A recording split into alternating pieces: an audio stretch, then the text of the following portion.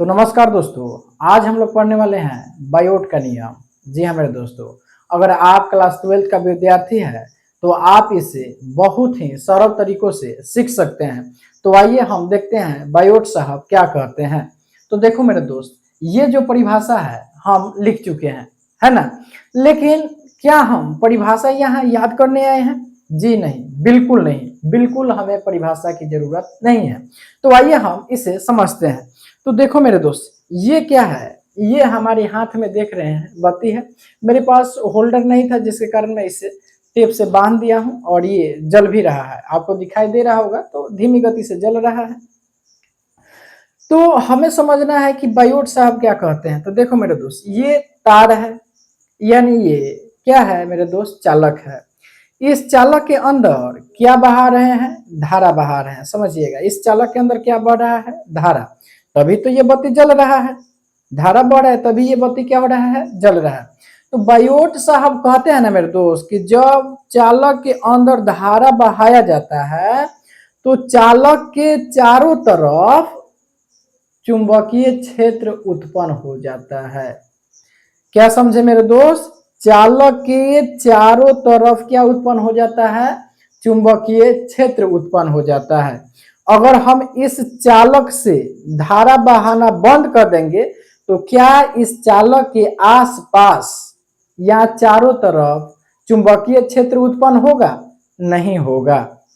और कब उत्पन्न होगा मेरे दोस्त? जब इसमें हम धारा का प्रवाह करेंगे तो इसके चारों तरफ चुंबकीय क्षेत्र उत्पन्न होगा। और बायोट साहब ये भी बताते हैं कि इस चालक के चारों तरफ जो चुंबकीय क्षेत्र उत्पन्न हुआ है, तो आप इससे दूर जाएंगे ना, उतना ही इस चुंबकीय क्षेत्र का प्रभाव आप पे कम होगा। जितना दूर जाइएगा उतना ही ये जो चारों तरफ चुंबकीय क्षेत्र उत्पन्न हुआ है उसका प्रभाव आप पे क्या होगा?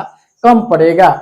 यही बताते हैं मेरे दोस्त कौन? बायोट साहब। आइए एक बार फिर से समझते हैं। देखिए मेरे दोस्त, ये मेरे हाथ में बत्ती है, जल रहा है। और जल क्यों रहा है? क्योंकि इस तार से हम धारा का प्रवाह कर रहे हैं। तो जब धारा इसमें प्रवाहित हो रही है तो इस तार के चारों तरफ क्या उत्पन्न हो रहा है? चुंबकीय क्षेत्र उत्पन्न हो रहा है। तो जो चुंबकीय क्षेत्र उत्पन्न हो रहा है यही बताते हैं कौन? बायोट साहब बताते हैं। उन्होंने ये भी कहते हैं कि ये जो चुंबकीय क्षेत्र है, जितना ज्यादा आप इस तार के अंदर धारा का प्रवाह करेंगे उतना ही ज्यादा इस तार के चारों तरफ क्या उत्पन्न होगा? चुंबकीय क्षेत्र उत्पन्न होगा।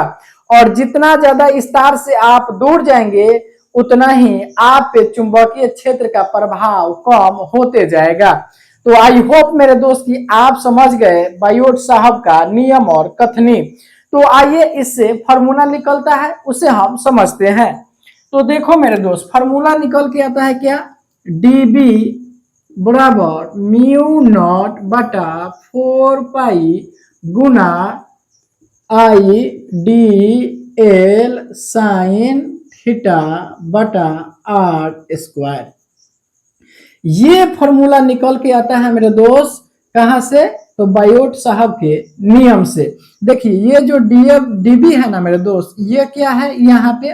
तो ये सूक्ष्म चुंबकीय क्षेत्र का क्षेत्रफल है। सूक्ष्म चुंबकीय क्षेत्र है। सूक्ष्म चुंबकीय क्या है मेरे दोस्त? क्षेत्र है। यहाँ पे देखिए म्यू जो नॉट है ये पारगम्यता को दर्शाता है।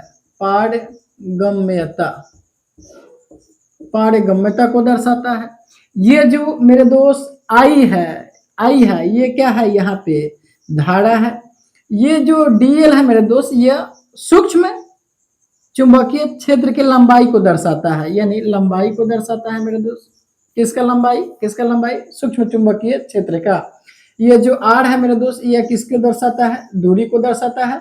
और थीटा कोण को दर्शाता है। देखो मेरे दोस्त, यहाँ पे 90 डिग्री होगा तो थीटा का मान 90 डिग्री का मान 1 हो जाएगा। तो जिसके कारण से एक और फॉर्मूला निकल के आएगा, dB बराबर म्यू नॉट बटा 4 पाई गुना आई डी, देखिए ये आई है मेरे दोस्त, डी एल बटा आर स्क्वायर। ये भी फॉर्मूला एक निकल के आता है। कहाँ से मेरे दोस्त? बायोट साहब का नियम से। तो आई होप मेरे दोस्त कि आप बहुत अच्छे तरीकों से बायोट साहब के नियम को समझ चुके होंगे। तो मेरे दोस्त आपको हम इसी पे आधारित देते हैं न्यूमेरिकल, और आप बनाकर कमेंट बॉक्स में इसका आंसर जरूर दीजिएगा। तो अगर मेरे दोस्त आपको समझ में आया होगा तो हमारे चैनल को लाइक और सब्सक्राइब जरूर करें मेरे दोस्त, क्योंकि वीडियो बनाने में बहुत मेहनत लगता है। बाकी आज के लिए इतना ही। जय हिंद, जय भारत।